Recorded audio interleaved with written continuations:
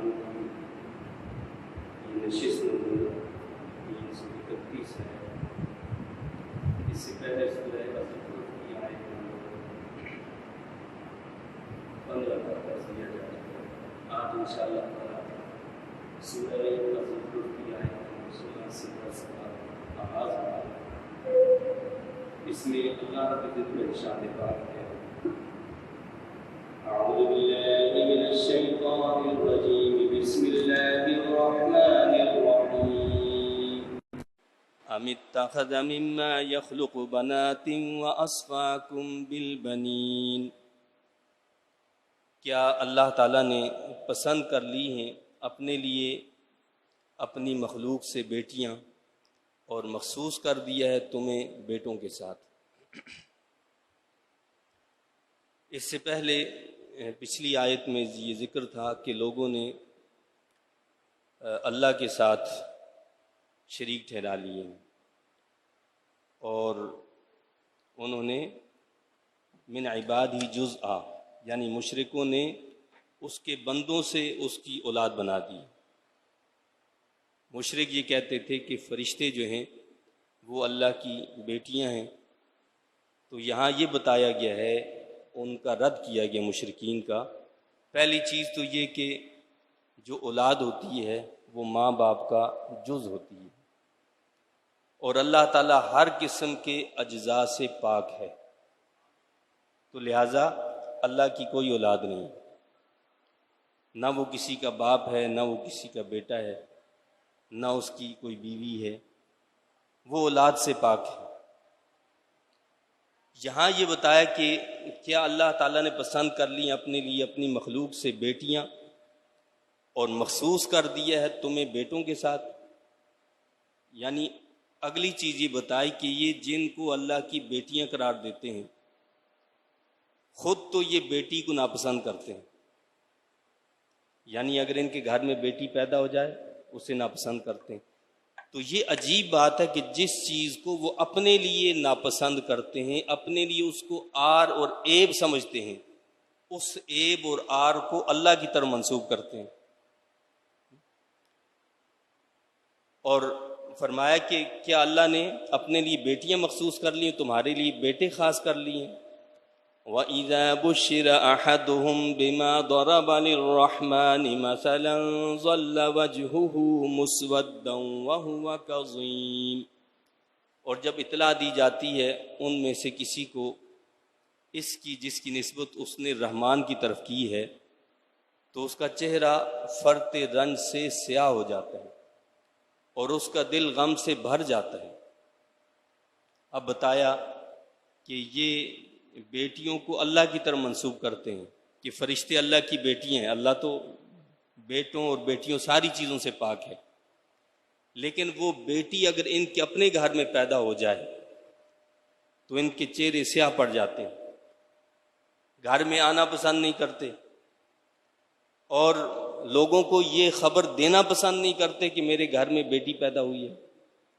کیا فرمایا کہ دل غم سے بھر جاتا ہے ان کے کہ ان کے گھر میں بیٹی پیدا ہوئی ہے۔ آپ دیکھیں کہ یہ زمانہ جاہلیت کا طور طریقہ یہاں بتایا گیا کہ زمانہ جاہلیت میں لوگ ایک بچی کی پیدائش پر یہ معاملہ کیا کرتے تھے، یعنی اس کو زندہ درگور کر دیا جاتا تھا یا اس کو سخت ناپسند کرتے تھے، حالانکہ بیٹے یا بیٹی کا آنا اس کائنات میں یہ اللہ کے اختیار میں ہے۔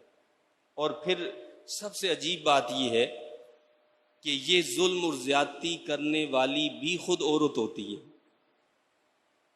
یعنی اگر کسی گھر میں کسی ساس کی بہو کے ہاں بیٹی پیدا ہو جائے تو سسر تو بعد میں شاید ناراض ہو، لیکن ساس پہلے ناراض ہو جاتی کہ جی میرے گھر میں بیٹی کیوں آئی، تو خود بھی تو تم عورت ہو۔ یعنی اس عورت نے کبھی یہ نہیں سوچا، یہ خیال نہیں کیا کہ وہ بھی تو خود عورت ہے۔ تو یہ تو اللہ کی دین ہے، اور اللہ نے اپنے حبیب کریم صلی اللہ علیہ وسلم کو بیٹیوں سے نوازا ہے، بیٹے بھی دیے، لیکن بیٹوں کا بچپن میں ہی اللہ نے ان کو اٹھا لیا، ان کا وصال ہو گیا، لیکن جو حیات رہیں وہ کون تھیں؟ بیٹیاں تھیں۔ یعنی وہ شخص خوش قسمت ہے کہ جس کے گھر میں بیٹیاں پل رہی ہیں، وہ سنت مصطفیٰ کریم علیہ الصلوۃ والسلام کو ادا کر رہے ہیں کہ اللہ کے نبی صلی اللہ علیہ وسلم نے اپنی بیٹیوں کی پرورش فرمائی ہے۔ أَوَمَنْ يُنَشَّأُ فِي الْحِلْيَةِ وَهُوَ فِي الْخِصَامِ غَيْرُ مُبِينٍ، کیا وہ ایسی اولاد جنے گا جو پروان چڑھتی ہے زیوروں میں اور وہ مباحثہ کے وقت اپنا مدعا واضح نہیں کر سکتی؟ یعنی اب یہاں یہ بتایا گیا، پہلی چیز تو یہ ہے کہ یہاں زیوروں میں پرورش پانے کا ذکر ہے، تو عورت جو ہوتی ہے وہ ظاہر بات ہے کہ زیور سے، آرائش سے فطری طور پر اس کو محبت ہوتی ہے۔ اللہ نے لڑکے اور لڑکی کی جو فطرتی بنائی ہے ان کا الگ امبیلان ہوتا ہے۔ بچے کو آپ دیکھیں، وہ جو ہے یعنی ہتھیاروں کی طرف، گھوڑوں کی طرف اور ایسی چیزوں کی طرف زیادہ رغبت رکھتا ہے، اور بچیاں جو ہوتی ہیں وہ گڑیا سے کھیلیں گی، اس قسم کی چیزوں سے زیادہ ان مانوس رہیں گی۔ یہ فطری طور پر رب کائنات نے رکھا ہے۔ تو لہٰذا اسی طرح فطری طور پر عورت کے اندر کیا ہے کہ وہ زیور سے زیادہ محبت رکھتی ہے، زیور سے زیادہ تعلق رکھتی ہے، اس کی طرف زیادہ مائل ہوتی ہے۔ علماء یہ کہتے ہیں کہ اس سے تو ایک یہ بات ثابت ہوئی کہ عورتوں کے لیے زیور کا استعمال کرنا جائز ہے اور مردوں کے لیے زیور کا استعمال کرنا ناجائز ہے۔ مرد زیور استعمال نہیں کر سکتے، عورت زیور استعمال کر سکتی ہے۔ تو فرمایا کیا وہ ایسی اولاد جنے گا جو پروان چڑھتی ہے زیوروں میں اور وہ مباحثے کے وقت اپنا مدعا واضح نہیں کر سکتی؟ یعنی کیا بتایا کہ جو لڑکی ہوتی ہے، جو عورت ہوتی ہے، اس کی ایک فطری کمزوری یہ بھی ہوتی ہے کہ وہ کسی جھگڑے میں اپنی بات کو، اپنے مدعا کو کھل کر بیان نہیں کر پاتی ہے، یعنی جس طرح ایک مرد بیان کرتا ہے، یا کہیں جھگڑا ہو جائے، کوئی ایسا معاملہ ہو جائے تو اپنے موقف کو پرزور انداز میں بیان نہیں کر سکتی۔ یہ اکثریت کے اعتبار سے ظاہر ہے، قرآن جو بات کرتا ہے وہ عمومی بات کرتا ہے، اس میں ایکسیپشنز ہو سکتے ہیں کہ بعض خواتین جو ہوتی ہیں ان کے اندر زیادہ ملکہ ہوتا ہے اس طرح بولنے کا، کرنے کا، یا اپنا موقف ظاہر کرنے کا، تو یہ اس کے خلاف نہیں، ایک اکثریت کی بات کی جا رہی ہے۔ تو عمومی طور پر کیا ہوتا ہے کہ عورت جو ہوتی ہے اپنا موقف چند لوگوں کے سامنے پرزور انداز میں بیان نہیں کر سکتی، وہ اس میں کمزور ہوتی ہے، یہ اس کی فطری کمزوری ہے۔ اور مرد جو ہوتا ہے وہ اپنے موقف کو بڑے پرزور انداز میں بیان کر سکتا ہے۔ وَجَعَلُوا الْمَلَائِكَةَ الَّذِينَ هُمْ عِبَادُ الرَّحْمَنِ إِنَاثًا، اور انہوں نے ٹھہرا لیا ہے فرشتوں کو جو خداوند رحمان کے بندے ہیں، عورتیں۔ کہ ایک اگلی بات یہ بتائی کہ یہ عجیب لوگ ہیں کہ فرشتوں کو انہوں نے اللہ کی بیٹیاں قرار دی ہے، یعنی ان کو مؤنث قرار دیا کہ جی وہ عورتیں۔ تمہیں کیسے پتہ چلا بھائی عورتیں؟ اشہدوا خلقہم، کیا یہ موجود تھے ان کی پیدائش کے وقت؟ ان کو پتہ ہے جب وہ پیدا ہوئے، ان کو پیدا کیا اللہ تعالیٰ نے، تو وہ مؤنث تھے یا مذکر تھے؟ تو یہ پھر کہاں سے یہ باتیں لے کر آتے ہیں؟ ستکتب شہادتہم ویسألون، لکھ لی جائے گی ان کی گواہی اور ان سے باز پرس ہوگی۔ تو اللہ نے یہاں یہ واضح کیا کہ فرشتے جو ہیں وہ اللہ کے بندے ہیں، وہ مؤنث نہیں ہیں کوئی، وہ اللہ کے بندے ہیں۔ اور یہ کہتے ہیں کہ جی وہ اللہ کی بیٹیاں ہیں، تو فرمایا کہ تم اس وقت موجود تھے جب ہم نے ان کو پیدا کیا۔ یہ تمہاری باتیں جو ہیں اللہ فرماتا ہے یہ لکھی جائیں گی اور قیامت کے دن اس پر تم سے سوال کیا جائے گا، باز پرس ہوگی۔ یعنی آدمی یہ نہ سمجھے کہ اس نے جو بات زبان سے نکال دی اور وہ ہواؤں خلاؤں میں ختم ہوگی، ایسا نہیں ہے۔ یہ ہماری زبان سے نکلنے والا ایک ایک لفظ ریکارڈ ہو رہا ہے اور یہ محفوظ ہو رہا ہے، اور ان میں سے ہر چیز کو قیامت کے دن ہمارے سامنے رکھ دیا جائے گا، پیش کیا جائے گا کہ یہ دیکھو تم یہ کہا کرتے، یہ تمہارا قول تھا، یہ تمہارا عمل تھا، یہ تمہارا کردار تھا، وہ سارا کا سارا ہمیں دکھا دیا جائے گا۔ وقالوا لو شاء الرحمن ما عبدناهم، اور کفار کہتے ہیں کہ اگر چاہتا خداوند رحمان تو ہم انہیں نہ پوجتے، بتوں کی پوجا کرتے تھے مشرکین۔ دلیل کیا تھی؟ دلیل یہ تھی کہ جی اگر اللہ پاک نہ چاہتا تو ہم ان کی پوجا نہ کرتے۔ ما لهم بذلك من علم ان هم الا يخرصون، انہیں اس حقیقت کا کوئی علم نہیں، وہ محض قیاس آرائیاں کر رہے ہیں۔ یعنی کسی بات کی دلیل یہ نہیں ہے کہ جی ہم ایسا کر رہے ہیں اور اللہ ہمیں نہیں روک رہا ہے تو لہٰذا اس کا مطلب یہ جائز ہے۔ اگر ایسا تصور کر لیا جائے تو پھر تو دنیا میں کوئی چیز ناجائز نہیں ہوگی۔ ایک ڈاکو ڈاکہ ڈالتا ہے، چور چوری کرتا ہے، قاتل قتل کرتا ہے، وہ کہے گا جی اللہ نے نہیں روکا تو اس کا مطلب ہے اللہ راضی، بس ٹھیک ہے میں صحیح کر رہا ہوں جو کر رہا ہوں۔ اگر اللہ کو منظور نہ ہوتا وہ میرا ہاتھ روک دیتا، وہ میرے پاؤں روک دیتا، میں کچھ کر نہ سکتا۔ تو اس اگر مفروضے کو تسلیم کر لیا جائے تو کائنات میں کوئی چیز بری رہے گی نہیں، سب جائز ہوں گی۔ پھر فرمایا یہ کوئی دلیل نہیں ہوتی ہے کہ جی یہ تم ایسا کر رہے ہو تو اللہ پاک کی مشیت اور رضا میں فرق ہوتا ہے۔ یعنی تم ابھی تک پہچانتے ہی نہیں کہ اللہ کی مشیت کیا ہے اور اس کی رضا کیا ہے۔ بھائی مشیت تو کیا، ہم کیا کہتے ہیں کہ کائنات کا ایک پتا بھی اللہ کی مشیت کے بغیر ہل نہیں سکتا، حرکت نہیں کر سکتا۔ ہم زبان سے کوئی بات نکال نہیں سکتے، ہم سانس اندر لے جا نہیں سکتے، باہر لا نہیں سکتے جب تک کہ مشیت خداوندی نہ ہو۔ یہ اس کی مشیت ہے۔ لیکن رضا الگ چیز ہے۔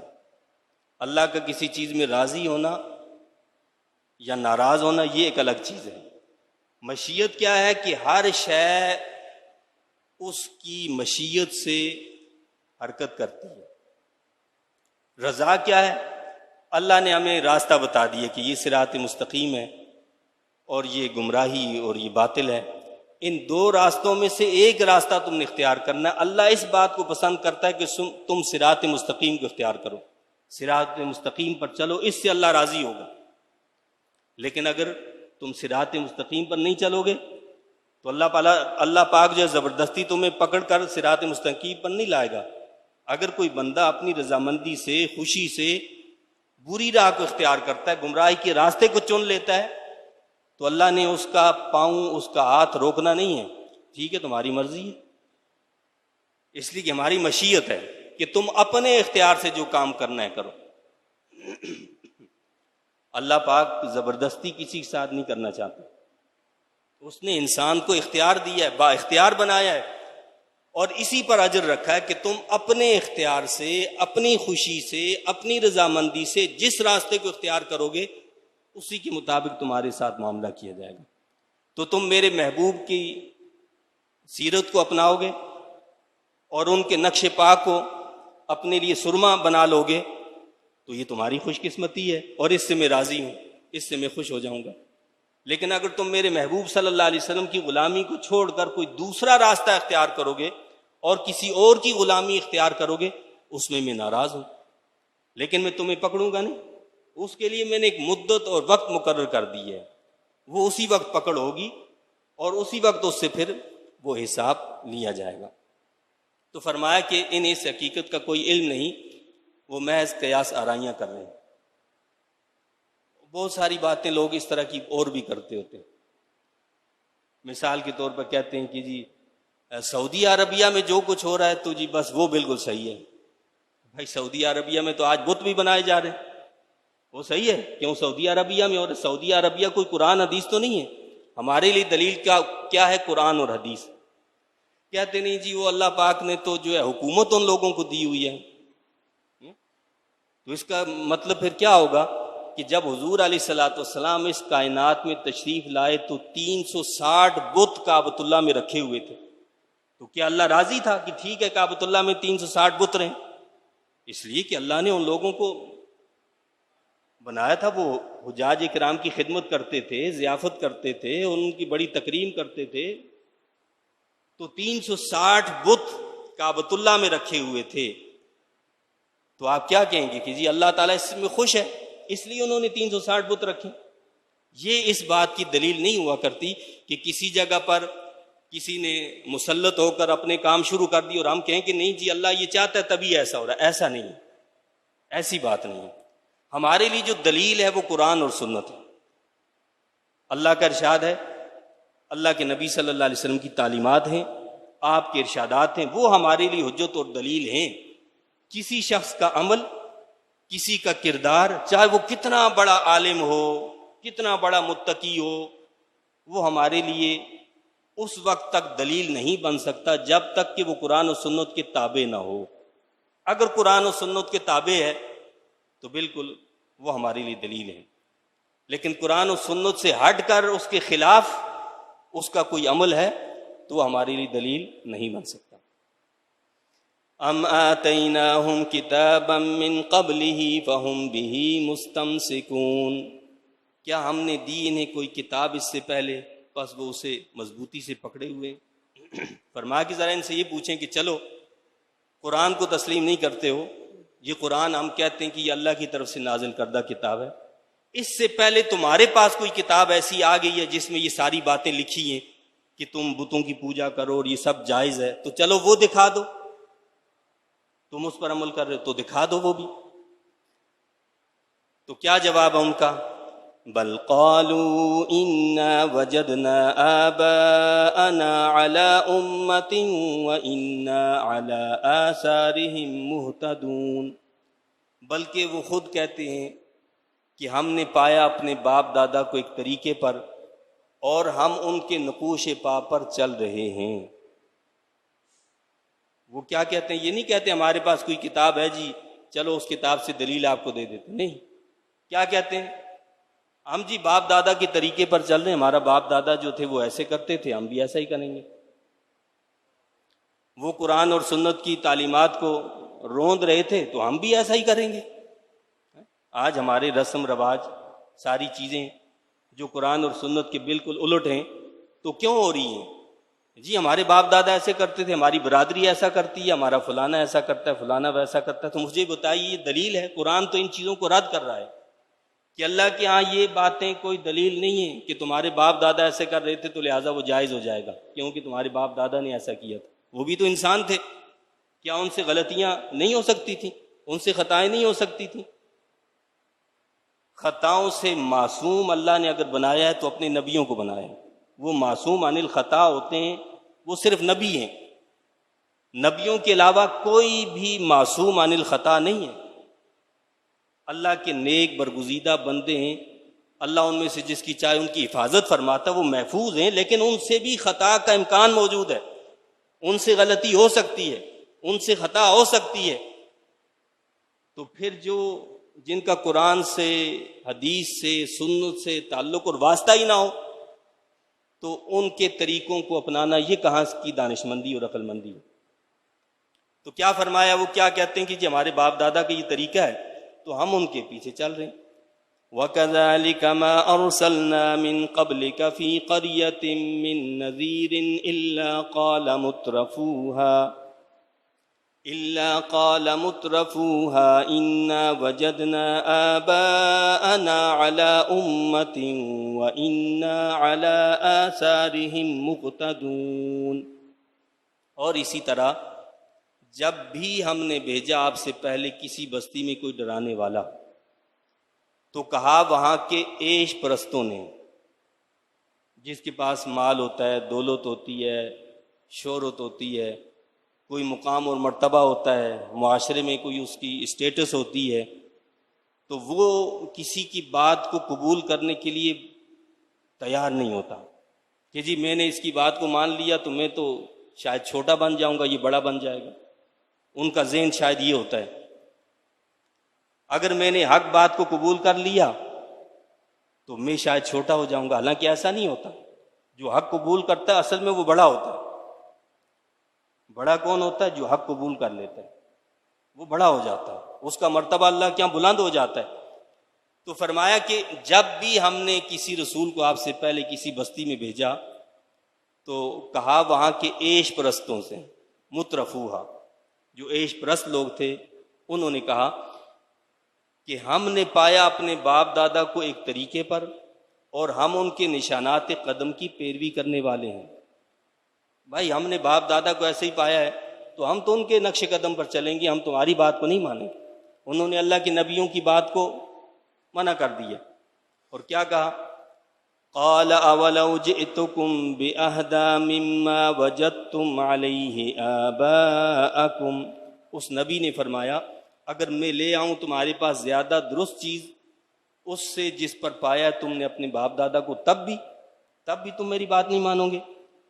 قالوا انا بما ارسلتم به کافرون، انہوں نے جواب دیا ہم جو دے کر تمہیں بھیجا گیا اس کو نہیں مانتے۔ بھائی تمہاری بات کتنی اچھی کیوں نہ ہو، ہم تو تمہاری بات کو مانیں گے نہیں، ہم تمہارا انکار کرتے ہیں۔ یہ ہے اصل بات،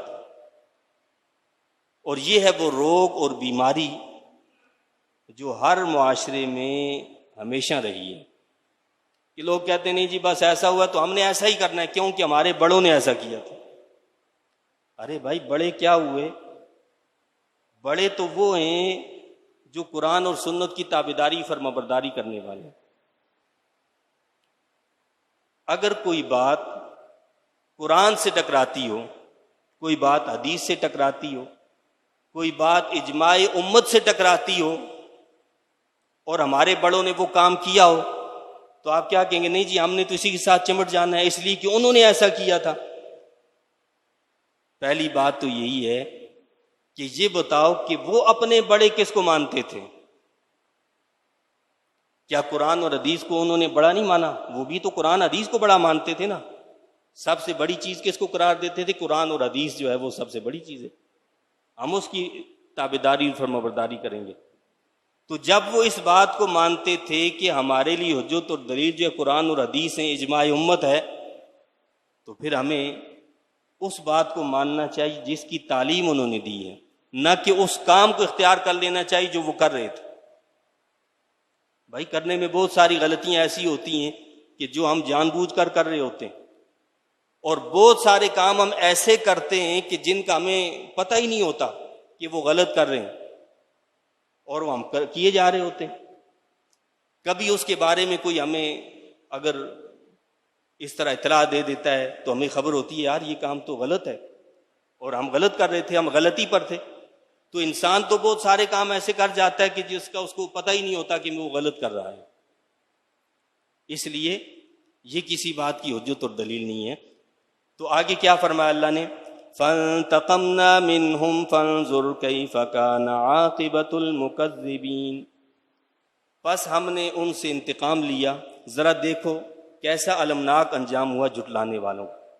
یعنی آپ پوری تاریخ انسانیت اٹھا کر دیکھیں، جن جن قوموں نے، جن جن بستیوں نے اللہ کے نبیوں کو جھٹلایا، اللہ فرماتا کہ ہم نے ان سے کیسا انتقام لیا، ذرا عبرت کی نگاہ سے اس تاریخ کو اٹھا کر دیکھ لو۔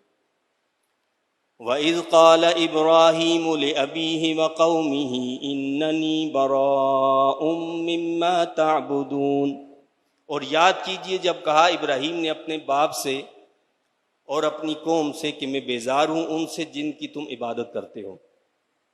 باپ کا مطلب عرفی باپ، یعنی آپ کا جو چچا تھا۔ اب اللہ تعالیٰ نے یہاں پر ہمیں اشارہ دیا اور ان لوگوں کو بھی بتایا، آگاہ کیا جو بتوں کی پوجا کرتے تھے، ان کو کہا کہ تم اس بات میں فخر محسوس کرتے ہو کہ تم ابراہیم علیہ السلام سے تعلق رکھتے ہو۔ بھائی مشرکین مکہ جو ہیں وہ اس بات پر فخر کرتے تھے کہ ہم حضرت اسماعیل علیہ السلام کی اولاد ہیں، حضرت ابراہیم خلیل اللہ علیہ السلام کی نسل سے ہیں۔ اللہ نے یہاں بتایا کہ اگر تم نے اپنے آباء و اجداد کی پیروی کرنی ہے تو پھر ابراہیم علیہ السلام کی پیروی کرو نا، جن کی وجہ سے تم فخر محسوس کرتے ہو اور کہتے ہو کہ ہم ان کی نسل سے ہیں، ہم ان کی اولاد سے ہیں۔ تو ابراہیم علیہ السلام نے تو ایسا کچھ نہیں کیا، بلکہ انہوں نے جب اپنے گھر میں دیکھا کہ وہاں بت پرستی ہو رہی ہے، آپ کا چچا آزر جو تھا وہ بت بنایا کرتا تھا، تو آپ نے کیا کہا؟ اننی بریء مما تعبدون، میں بیزار ہوں ان سے جن کی تم عبادت کرتے ہو۔ گھر میں یہ کام ہو رہا ہے، اگر اپنے بزرگوں کی بڑوں کی بات کو ماننا ہوتا، غلط بات کو بھی، تو ابراہیم علیہ السلام کہتے ٹھیک ہے، کیونکہ ہمارے گھروں میں ایسا ہو رہا ہے تو لہٰذا ہم بھی ایسا کریں۔ یہ بات ہمارے لیے بھی قابل غور ہے۔ یہ جو ہم نسبتوں سے، تصوف سے تعلق رکھنے والے، تصوف نے کبھی یہ تعلیم نہیں دی ہے کہ آپ آنکھیں بند کر کے جو کسی کے پیچھے چلنا شروع کر دو، نہیں۔ وہاں کیا کہا؟ پہلے شریعت ہے، اس کے بعد طریقت ہے۔ شریعت پہلے، طریقت بعد میں۔ بھائی شریعت جو ہے اگر موجود نہ ہو، ایک بندہ جو ہے ظاہری طور پر نماز کے لیے کھڑا ہی نہ ہو، نہ رکوع کرے، نہ قیام کرے، نہ سجدہ کرے، تو طریقت کہاں سے آئے گی؟ شریعت ہے ظاہری طور پر کھڑے ہو کر یہ قیام کرنا، رکوع کرنا، سجود کرنا، تلاوت پڑھنا، یہ کرنا، وہ کرنا، جو پڑھنا، یہ ساری شریعت ہے۔ لیکن طریقت کیا ہے؟ طریقت یہ ہے کہ جو پڑھا جا رہا ہے اس پر غور کرنا۔ جب ہم رکوع میں جا رہے ہیں تو ہمارے دل کا بھی رکوع میں جھک جانا، جب سجدے میں جا رہے ہیں تو دل کا بھی سجدے میں جھک جانا، یہ طریقت ہے۔ اب اگر کسی غلط بنا پر، کسی وجہ سے کوئی غلط طریقہ رائج ہو جائے، تو ہمارے بزرگوں نے کب کہا کہ ہمارے غلط طریقے کو تم اپنائے رکھنا، اس کو نہیں چھوڑنا؟ اب سب طرف ایسی صورتحال ہے۔ وہی بات کہ ہم نے اپنے آباء و اجداد کو ایسا پایا تو لہٰذا ہم بھی ایسا کریں گے۔ ایک طرف صورتحال یہ ہے، بعض لوگوں کا طریقہ یہ ہے کہ ان کے بڑوں سے غلطی ہو گئی، کتابوں میں حضور علیہ الصلوۃ والسلام کی شان میں گستاخانہ باتیں لکھ دیں، نبی کے علم کو شیاطین سے اور نعوذ باللہ گدھوں اور جانوروں سے تشبیہ دے دی۔ وہ پھر بھی ماننے کے لیے تیار نہیں ہے کہ جی یہ بات غلط ہے۔ بھائی یہ تو ان کی وجہ سے اپنی آخرت کیوں خراب کریں ہم؟ بھائی جو جس نے غلط لکھا ہے وہ غلط ہے، اس کو ہمیں ماننا چاہیے کہ بھائی یہ جملہ، یہ عبارت غلط ہے۔ میں کہوں کہ جو آپ کے پاس علم ہے وہ تو میرے پاس بلی، گدھے، کتے کو بھی وہ علم ہے، تو یہ آپ کی شان ہے، یہ آپ کی تکریم ہے، یہ آپ کی عزت افزائی ہے، یا آپ کی بے عزتی ہے؟ ظاہر یہ بے عزتی ہے۔ تو نبی کے علم کو اس طرح بیان کیا تو یہ گستاخانہ باتیں ہیں۔ تو وہ تیار نہیں ہیں کہ جی ہم اس سے پیچھے ہٹ جائیں۔ دوسری طرف صورتحال یہ ہے کہ ہمارے علماء نے، بزرگوں نے یہ بات ہمیں تعلیم کی ہے کہ بزرگوں کے مزارات ہیں، چلیں جی اگر چادر چڑھانے کی ضرورت ہی ہے، کہا کہ ایک چادر سے زیادہ آپ نہیں چڑھا سکتے، لیکن ہم منو ٹنوں چادریں لے جا کر چڑھا دیں گے۔ بھائی مجھے یہ بتائیں اس قبر والے کو اس چادر سے کیا مل رہا ہے؟ ہزاروں روپیہ اس پر خرچ کر دیں گے۔ اور پھولوں کی بڑی بڑی چادریں، بھائی چند پھول ڈال دیے، چلو سمجھ میں آتی ہے بات۔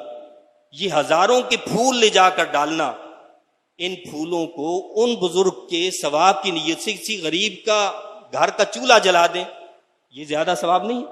لیکن ہم چولہا نہیں جلائیں گے کیونکہ وہاں پتہ نہیں چلے گا، نمائش نہیں ہوگی، اور ان کاموں میں نمائش، تو نمائش کے کام کرنا ہمیں زیادہ اچھے لگتے ہیں۔ ہمارے علماء نے، اسلاف نے کتابوں میں یہ ساری باتیں لکھی ہیں کہ بھائی یہ جائز نہیں ہے، ناجائز ہے، لیکن ہم اس سے پیچھے ہٹنے کے لیے تیار نہیں۔ کیوں تیار نہیں ہے؟ کہ جی ہمارے باپ دادا تو ایسا کرتے تھے تو لہٰذا ہم بھی ایسا کریں گے۔ اور میں نے آپ کو بتایا کہ بہت سی غلطیاں ہم ایسی کرتے ہیں جن کے بارے میں ہمیں پتہ ہی نہیں ہوتا کہ غلطی کر رہے ہیں، اور بہت سی غلطیاں ایسی ہوتی ہیں جن کا ہمیں پتہ ہوتا ہے اور ہم غلطی کر رہے ہوتے ہیں۔ تو لہٰذا کسی شخص کا عمل اور کردار جو ہوتا ہے وہ دلیل نہیں ہوا کرتا، دلیل قرآن اور سنت ہے۔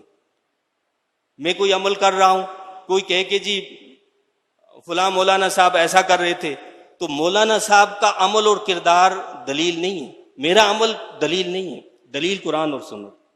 اگر میرا عمل قرآن اور سنت کے مطابق ہے تو بہت اچھی بات ہے، آپ اس کو اپنائیں۔ لیکن اگر میرا عمل اور کردار قرآن اور سنت کے خلاف ہے تو وہ بالکل اس قابل ہے کہ اس کو رد کر دیا جائے، اس کی پیروی نہ کی جائے۔ اس کی پیروی کر کے ہم نے اپنے آپ کو جہنم میں ڈالنا۔ تو اللہ ایسی لغزشوں سے، فکری لغزشیں ہوں یا عملی لغزشیں ہوں، اس سے ہمیں محفوظ رکھے۔ تو اللہ پاک نے فرمایا کہ اگر تم نے اتباع اور پیروی کرنی ہے تو پھر تمہارے لیے تو مثال ابراہیم علیہ السلام کی ہے کہ انہوں نے تو اپنے قوم کو کہہ دیا، اپنے چچا کو کہہ دیا کہ میں تمہارے ان عملوں سے بری ذمہ ہوں. یعنی اس کا مطلب یہ ہے کہ انسان کا اپنے عقیدے کو درست کر لینا اور اپنے عمل کو ٹھیک کر لینا یہ کافی نہیں ہے، اتنی بات کافی نہیں ہے، بلکہ کیا کرنا ضروری ہے؟ اپنے عمل، اپنے کردار، اپنے عقیدے کو درست کرنے کے ساتھ ساتھ اپنی اولاد کے عقیدے کو درست کرنا بھی ضروری ہے، اور اس کا برملا اظہار کرنا بھی ضروری ہے کہ کوئی غلط کام ہے تو اس کو غلط کہنا ضروری ہے. جیسے ابراہیم علیہ السلام نے فرمایا، کیا فرمایا کہ اننی براء مما تعبدون، میں ان تمام کاموں سے بری ذمہ ہوں جو تم کرتے ہو. الا الذی فطرنی فانہ سیہدین، بجز اس کے جس نے مجھے پیدا فرمایا بے شک وہی میری رہنمائی کرے گا. میں تو اس رب کی عبادت کروں گا جس نے مجھے پیدا کیا، وہی میری رہنمائی کرے گا. وَجَعَلَهَا كَلِمَةً بَاقِيَةً فِي عَاقِبِهِ لَعَلَّهُمْ يَرْجِعُونَ، اور آپ نے بنا دیا کلمہ توحید کو باقی رہنے والی بات اپنی اولاد میں تاکہ وہ اس کی طرف رجوع کریں. تو آپ نے صرف اپنے عقیدے کو درست نہیں کیا، صرف اپنے عمل کو درست نہیں کیا، بلکہ اپنی اولاد کے لیے بھی یہ طریقہ چھوڑا اور رہنمائی فراہم کی کہ صرف اللہ کی عبادت کرنی ہے، اسی کلمہ طیبہ پر قائم رہنا ہے، لا الہ الا اللہ محمد رسول اللہ، لا الہ الا اللہ ابراہیم خلیل اللہ. تو اس لا الہ الا اللہ کے کلمے پر قائم رہنا ہے. اس کے لیے اپنا عمل عقیدہ درست بھی کرنا ہے اور اپنی اولاد کو بھی اس راستے پر، اس طریقے پر لگانا ضروری ہے، اور غلط کام سے بیزاری کا اظہار کرنا بھی ضروری ہے. بل متعت هؤلاء وآباءهم حتى جاءهم الحق ورسول مبین، بلکہ میں نے لطف اندوز ہونے دیا انہیں اور ان کے آباء و اجداد کو یہاں تک کہ آ گیا ان کے پاس حق اور کھول کر بیان کرنے والا رسول. اللہ فرماتا ہے میں کسی کو فوراً نہیں پکڑتا، کسی نے میری نافرمانی کی اور میں پکڑ لوں، نہیں. اللہ فرماتا ہے میں اس کو خوب لطف اندوز ہونے دیتا ہوں اور ساز و سامان دیتا ہوں اور عیش و عشرت دیتا ہوں یہاں تک کہ حق ان کے پاس آ جاتا ہے اور رسول اس کے پاس آ کر ہر شے کو کھول کر بیان کر دیتا ہے. وَلَمَّا جَاءَهُمُ الْحَقُّ قَالُوا هَذَا سِحْرٌ وَإِنَّا بِهِ كَافِرُونَ، اور جب آ گیا ان کے پاس حق تو وہ کہنے لگے یہ تو جادو ہے اور ہم اس کے منکر ہیں. حق کو نہیں مانا، کہنے لگے یہ تو جادو ہے جی، تو ہم اس کا انکار کرتے ہیں.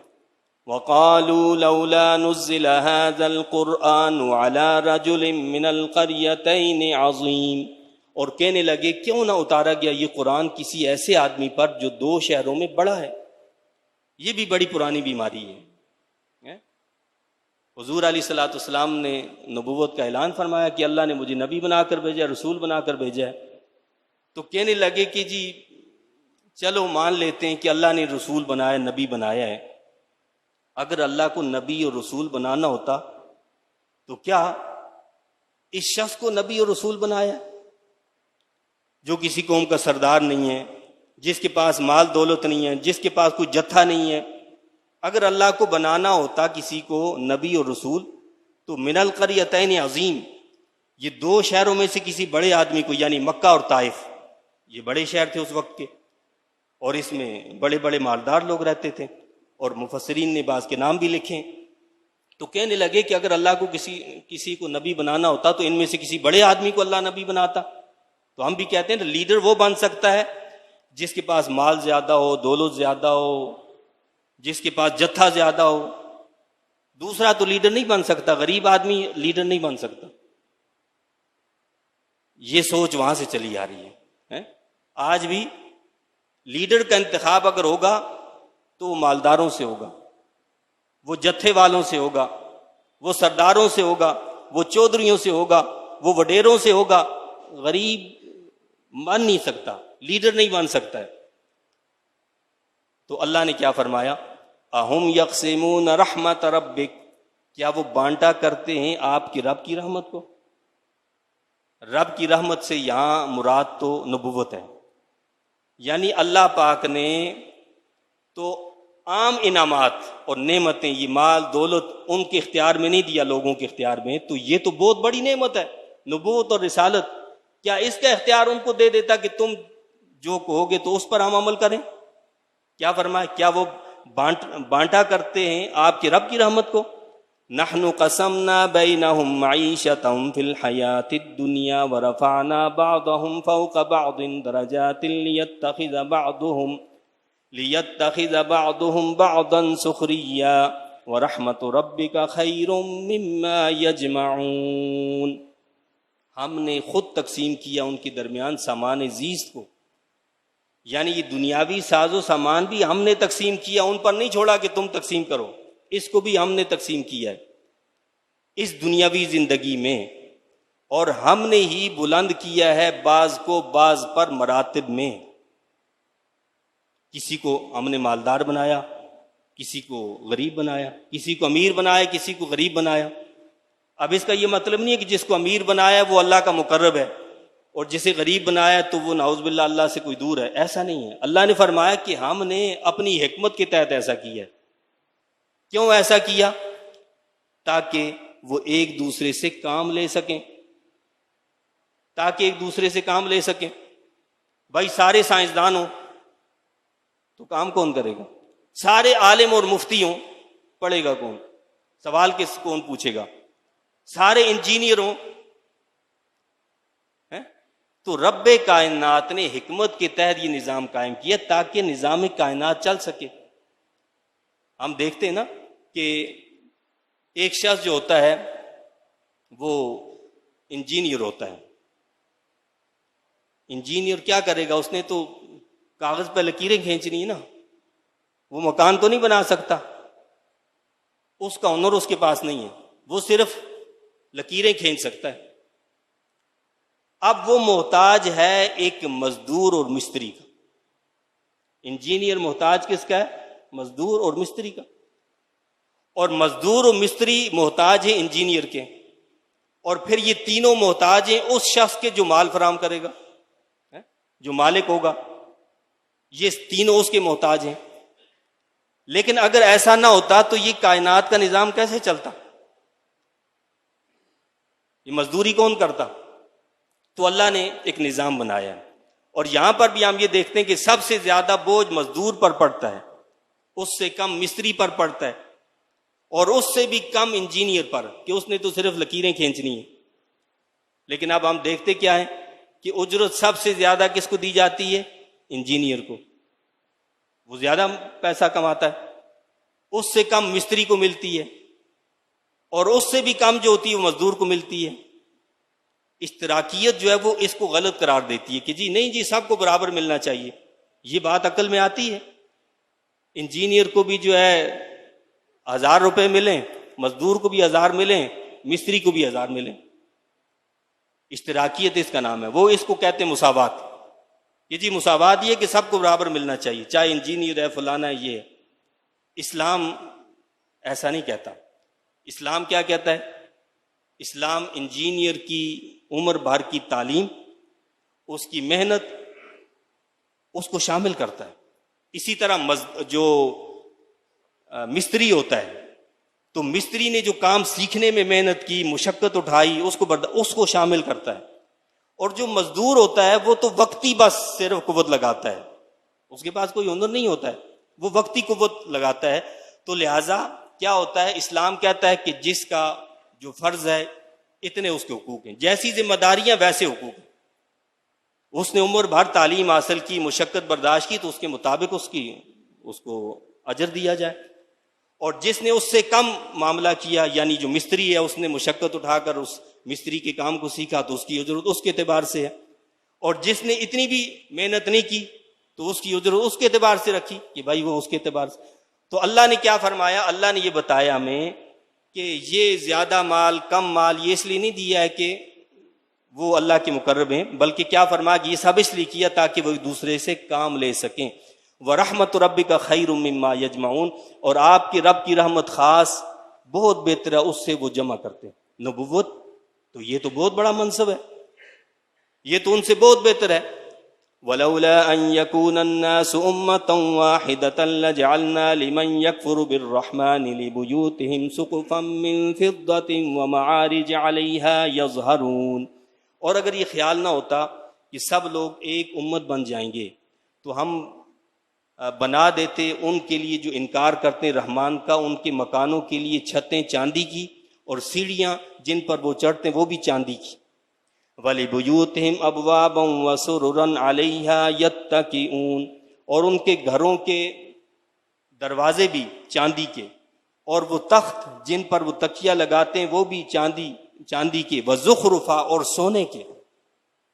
وَإِن كُلُّ ذَلِكَ لَمَّا مَتَاعُ الْحَيَاةِ الدُّنْيَا، اور یہ سب چیزیں دنیاوی زندگی کا سامان ہے. وَالْآخِرَةُ عِندَ رَبِّكَ لِلْمُتَّقِينَ، اور آخرت کی عزت کامیابی آپ کے رب کے نزدیک پرہیزگاروں کے لیے ہے. یہاں رب کائنات نے ہمیں بتایا، بات یہ بتائی کہ یہ سامان دنیا کا مال دولت اللہ کے نزدیک تو اس کی کوئی وقت اہمیت نہیں ہے. اور وہ حدیث شریف کئی مرتبہ بتائی بھی ہے کہ اگر اس دنیا کی اللہ کے نزدیک کوئی وقت ہوتی تو کافر کو ایک گھونٹ پانی نہ ملتا. اگر مچھر کے پر جتنی بھی اس کی وقت ہوتی تو کیا ہوتا، کافر کو ایک گھونٹ پانی بھی نہ دیا جاتا. اللہ نے یہاں بتایا کہ ہم ان لوگوں کو جن سے ہم ناراض ہیں، کافروں سے اللہ ناراض ہے نا، فرمایا کہ ان کو اتنا دیں اتنا دیں اتنا دیں تاکہ اور یہ گناہوں میں منہمک رہیں، چونکہ آخرت میں ان کے لیے کچھ نہیں ہے. تو کیا فرمایا، ہم اتنا دیتے کہ ان کے گھر سونے کے ہوتے، ان کے گھروں کی چھتیں سونے چاندی کی ہوتی، ان کے بیڈ سونے چاندی کے ہوتے، ان کے گھروں کے دروازے سونے چاندی کے ہوتے. فرمایا کہ ہم نے ایسا نہیں کیا. کیوں نہیں کیا؟ ہم جیسے کمزور لوگوں کی وجہ سے. کیا فرمایا اللہ نے؟ کمزور ایمان لوگوں کی وجہ سے، کہ کہیں وہ یہ نہ سمجھ بیٹھیں کہ ان کے پاس سونا چاندی یہ سب کچھ ہے لہٰذا یہ حق پر ہیں. اللہ فرماتا ہے اس لیے ہم نے ایسا نہیں کیا، ورنہ تو ہم ان کو سونے چاندی کے گھر بنا کر دیتے، سونے چاندی کے رہتے، یہ ساری چیزیں ان کو دیتے.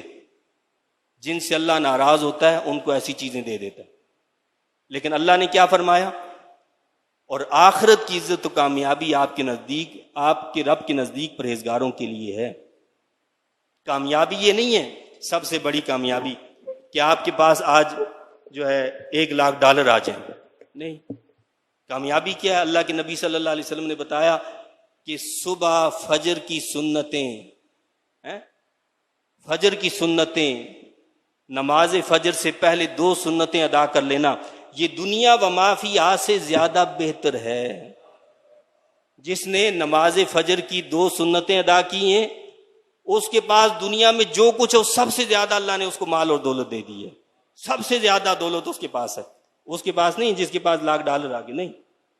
لیکن یہ سمجھنے کی باتیں ہیں جو ہمیں مادی دنیا میں سمجھ میں نہیں آئیں گی. اس کے لیے ایک دوسرا جہان آئے گا جہاں سمجھ آئیں گی، لیکن اس وقت کھو چکے ہوں گے ہم. یہ وقت ہے کہ جس میں ہم اس کی تیاری کر سکتے ہیں. اللہ تعالیٰ مجھے آپ کو ہم سب کو عقل سلیم عطا فرمائے اور فکر آخرت عطا فرمائے، اور اپنے کلام مجید، اپنی تعلیمات اور اپنے احکامات کو سمجھ کر ان کے مطابق عمل کرنے کی توفیق عطا فرمائے. آمین. وآخر دعوانا